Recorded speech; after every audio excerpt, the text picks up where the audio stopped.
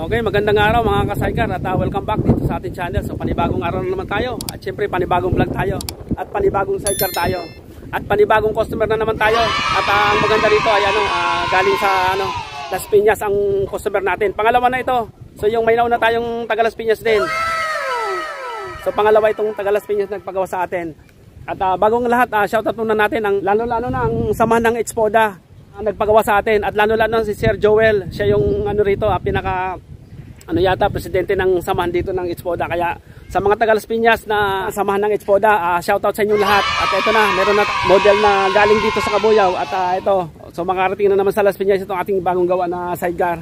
So ang maganda lang dito mga ka-sidecar, so may nauna tayong vlog na sa e-bike din. Pero mas maganda ito dahil ibang kulay. Bola lang yan.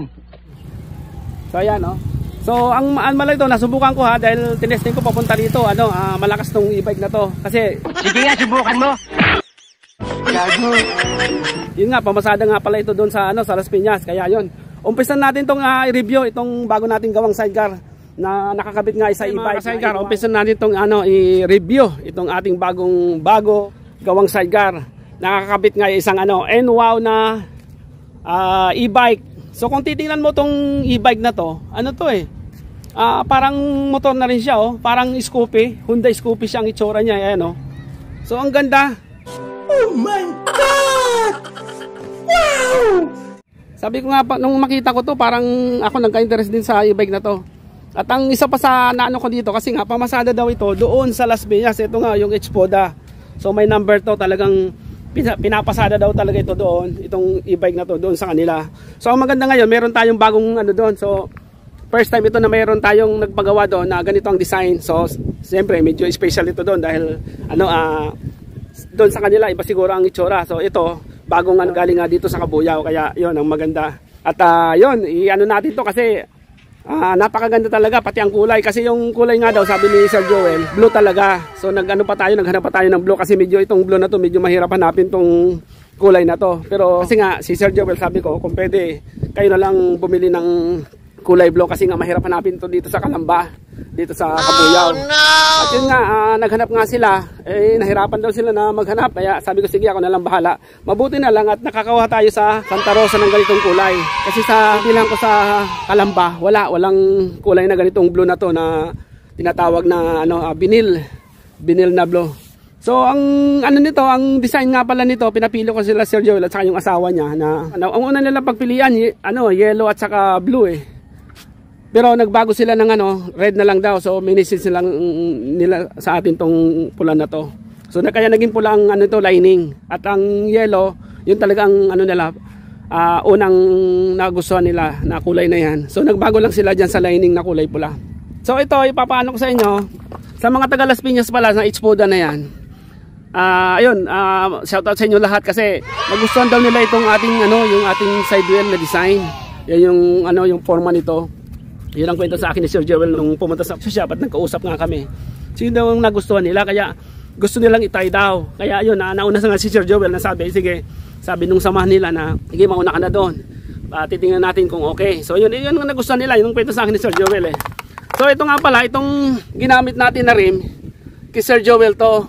So sa kanya ito, kasi sabi ko nga sa kanya, kung meron daw siyang isang set ng gulong na rim at saka sabi ko sige, kung gusto nyo po, yan na lang gagawin natin para maka-discount kayo. Kaya kay Sir Joel itong kaya naka-menos siya ng 1,000 dahil nga dito sa isang set na to. So ganun tayo dito mga ka-sidecar, kung mayroon ka po kayong mga ganyan din na isang set. So makaka-menos kayo ng 1,000 din, sayang din yun. At ito namang siya, akin to. So yun sa mga pala, sa mga gustong magtipid na siyempre halimbawa meron naman kayong materyales. Ito nga pala, idadagdag natin sa vlog natin to kasi para mas naiintindihan ng mga customer natin.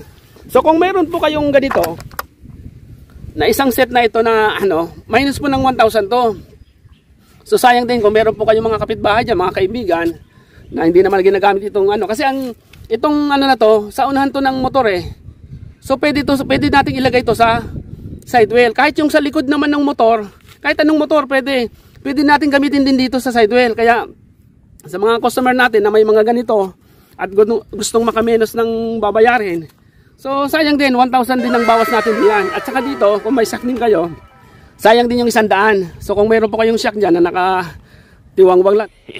Wag lang, nakatabi lang dyan. So pwede kasi kahit anong shock basta okay pa naman, hindi pa labas yung mga langis at galing din sa motor, pwedeng gamitin po yon. Pero ito, bago to na ginamit natin kay Sir Joel kasi naubusan na tayo ng stock na mga galing sa motor. Kasi kadalasan ginagamit ko talaga galing din sa motor, mga second hand. Pero mga magaganda pa naman kasi okay pa yung laro ng shock niya at saka yung langis. Importante yung langis kasi minsan mapapansin nyo naman na pag may tagas na, so wala na yon. So yun mga kasaygara, sa mga gustong makatipid din at makabawas sa kasi ito nga pala sa mga nagtatanong na naman pala, ang halaga po ng sidecar na ito ay 17,000. So ang dati ay 16,500 to, pero nagtaas po tayo ng 500 ngayon, kaya 17,000 po ito, sarado sa 17,000. So may dinagdag lang pala Sir Joel dito ng ito, hindi natin gawa to itong tinatawag na na windshield o glass sa pinakaharap ng so galing ito yata sa sa e-bike. Kasi malapad kung mapapansin nyo, ayan sobra-sobra dito sa so malapad to. Sa atin, maliit lang. So kung anong laki ng bubong, yun din ang laki ng glass frame na ginagawa natin. So ito, pansin nyo lumampas Ganun din sa kabila. Pero okay lang naman, hindi naman ganong sobra. Kaya lang medyo malaking tingnan yan kung mapapansin nyo. So kay Sir Joel to, at sabi ko pwede daw ilagay. Sabi ko sige. So nagdagdag lang si Sir Joel ng pinadagdag lang siya ng 300 lang yata ang pinadagdag ko nito.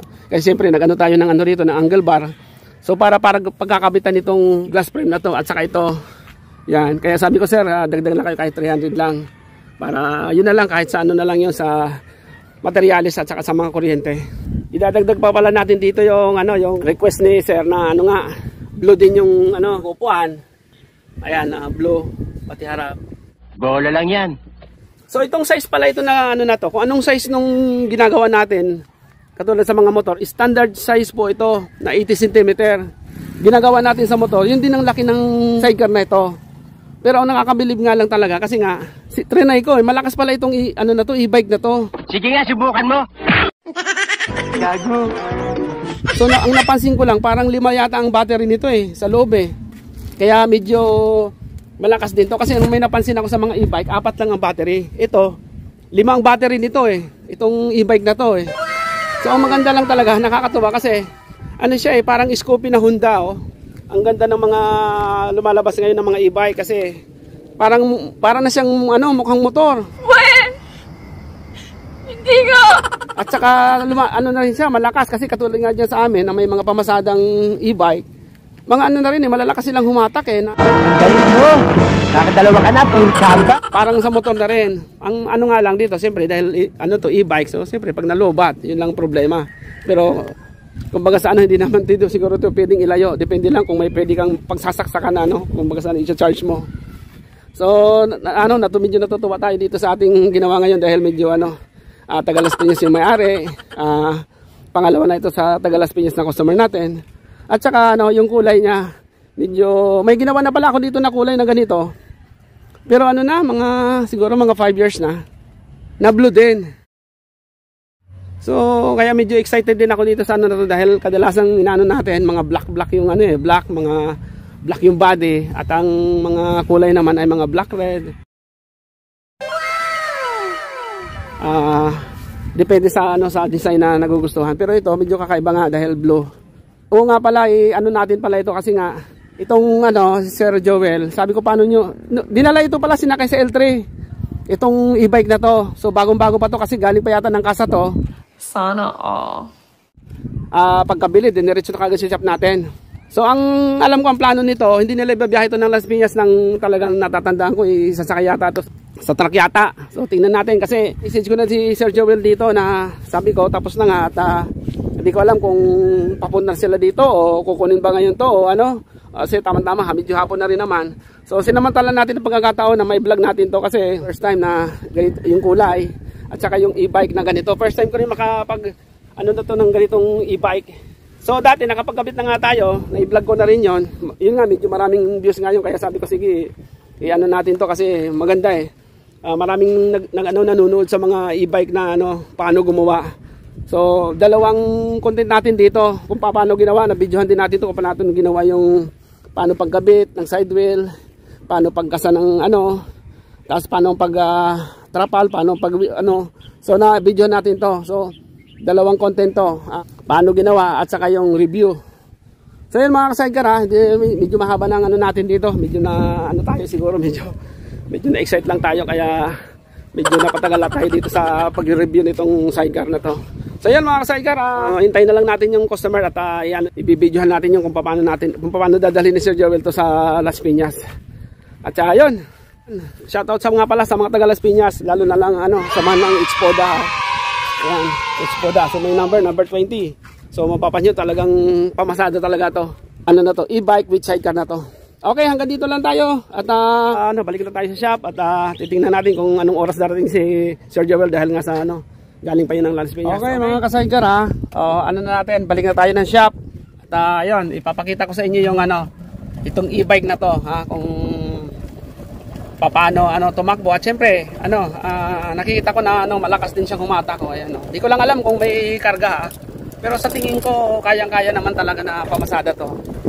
Wala lang sigurong akyatin kasi siyempre e-bike lang naman to eh.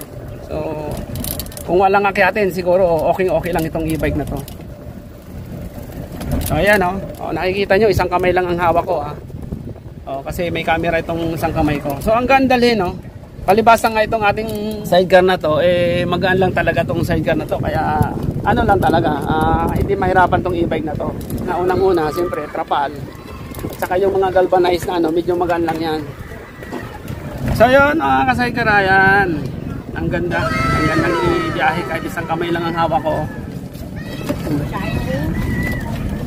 Okay, subukan na nating ipirit. Ayan, mabilis tayo mga ka-sidecar. Hoy, may kasalubong. Nag-aalala ako dito, ito medyo napalapad lang itong sa glass frame medyo lumampas dito sa bubong. Kaya dapat yung driver nito medyo maingat sa mga kasalubong din. Kasi ayan ayan, tataan mo natin do. Okay na to mga ka-sidecar ha, itabi ko muna kasi baka mahirap pag marami akong masalubong. Hindi na tayo magbibideo. 6 hours later. Ayun mga ka-sidecar, kadarating lang ni Sir. Sir, alas 10 na. Anong oras kayo malis doon? 9. Alas 9? Opo, kasi ngayon, anong oras na ba? 10:30 na. At kanina pa ako nag-aantay sa inyo kasi ma'am. Sige, na kayo? Tingnan nyo itong sidecar nyo dito. Opo. Ba na kayo? Gusto na bumiyahe. Oo nga. So, paano? Sino magdadala dito pala? Okay. May isa pa silang baka pala na driver. Kaya nga yung kapatid ng Minsko nagpagawa ng sidecar eh. Nakikita niya to. Gawin niya talaga yun. Baka daw magpapagawa din. Oo.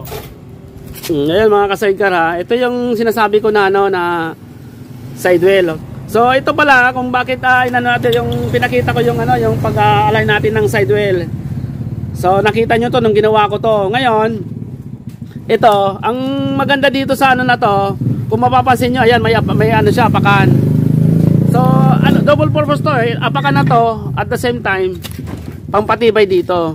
So yan sa mga gumagawa ng mga sidecar So yan, napaka-importante nito itong part na to na apakan.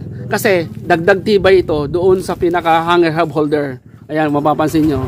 Ang galing mo pala dyan Hindi ko alam Sa iba kasi wala to So yan ang pagkakaiba sa mga gawa natin. So sa mga gumagawa ngayon, sana ito hindi ko naman sinasabing tayo. So ito para kayo, mas maganda kung ganito ang gawin nyo. Sa akin lang. Para sa akin kasi subukan na to yung ganito. Nice. So yan mga ka-sidecar ito tapos na natin gawin to. Ito ang may-ari nito taga Las Piñas. So ito talaga nagustuhan nung samahan nila doon sa Xpoda, doon sa Las Piñas, lalo na tong sidewheel natin yung forma nito. Yan yung forma na yan. So ito talaga ang pinaka nagustuhan nila diyan. So unang-una, yan lang talaga gusto ipagawa nila. Pero ngayon, nagpagawa na talaga sila ng isang buong sidecar. So ito na. Ayan, kasama pa yung yan kompleto yan, mayroong carrier na siya. So ang maganda dito sa sidecar na to, yung kulay niya. So yan mga ka-sidecar ito palisan sila sir. Naglagay muna ng pang emergency na tali kasi kung malobat man, ready na sila. So paano, ready na kayo? Alas 10 na ingat na lang at happy trip sir. Okay. Sir Arley. Salamat po ma'am, ingat po kayo. May backup silang driver. Yan, pamangkin nila daw. So yun, Ingat, biyahe na po kayo. Sige, dala okay na. So, kung magpapagawa ka pala ulit, di, sige, alam mo na. Apo, Nandito lang naman tayo. Mag-ano ka lang, mag-message ka lang sa akin kung papunta ka na rito, ano. Apo, sir. Oh, sana, ayun, shoutout nga pala ulit. Shoutout natin ulit, yung mga taga-H Poda. Apo. Kasi may first time tayo. At lalo na si Ito po, ito na Joel. yung ano natin, request. Ito na yung sample natin na number 20. Oo. Ito na yun. Oo. At bukas na bukas, bibiyahe na yan. Okay. Yung ilaw na lang kulang. Oo, yun, dagdagan nyo na lang ilaw. Yung letter O, early. Lagyan natin ng ilaw yan. Oo, yan, oo nga. Oo. O, yan ang ano ko rito, kasi dati kasi hindi ganyan, maraming gumaya, nagpanibago na naman ako. Tinatawag na bumper yan eh. O, paano? Sige na, ready Sige na kayo? po, sir. Salamat po, Salamat sir. ulit, salamat Sige ulit. po. Salamat ulit. Sige po. Sige Sir, po, salamat sige. po. Sige po, okay na. Sige ma'am, okay. O, sino mauna? Sige. Okay, una ka na po, boy. Una ka na po, boy. O, Convoy at na lang susunod sila na si, pala. Sir, convoy sila sa'yo. Joel. Tama. Sige po, Okay, sir. sige, bye-bye. Sige, sir, bye-bye. Bye-bye po, bye-bye. O, ingat. Isa. O, sige, antay, Sige po. antayin ka namin. O, sige. Ando na yung Okay. Talagang malakas. Sige nga, subukan mo. Gago.